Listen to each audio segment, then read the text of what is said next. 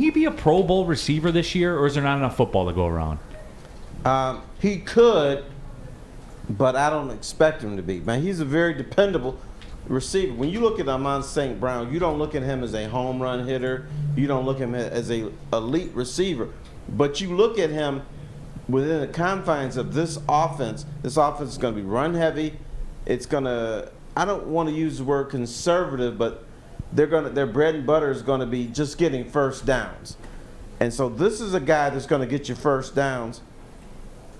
He could catch 80 balls. He could catch a bunch of balls. So he will be considered, but I just don't think the people who make these selections respect the Lions enough to include a guy that doesn't have 100 and something catches, that doesn't have 1,600 yards of receptions. He's not going to reach that, but he's going to be one of the better receivers in the NFL.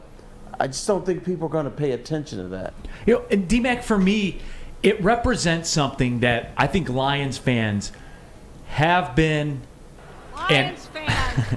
have been starved for and are starved for. Because Amon-Ra St. Brown, what he represents to me, D-Mac, he's never dropped the football in a regular season game.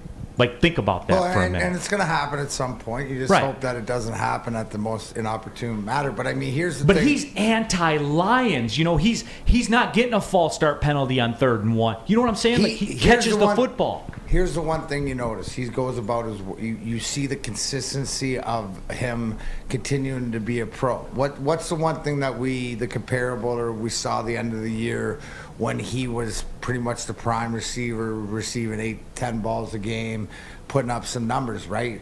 He is, for lack of a better term, the poor man's Cooper Kupp. Right. That's fair. So to, like, as far as like what he's gonna do, possession, as far as running the short routes, getting open, being that, security valve, also with offensive asset, right, to run things. So I think, to Terry's point, how the Lions are viewed, he won't get there. But if his numbers and he gets compared, if you hear early on, where nationally, here's the Cooper Kupp of Detroit, or you hear more of that, then that means nationally, I think that the eyes are turned more towards Amon-Ra St. Brown.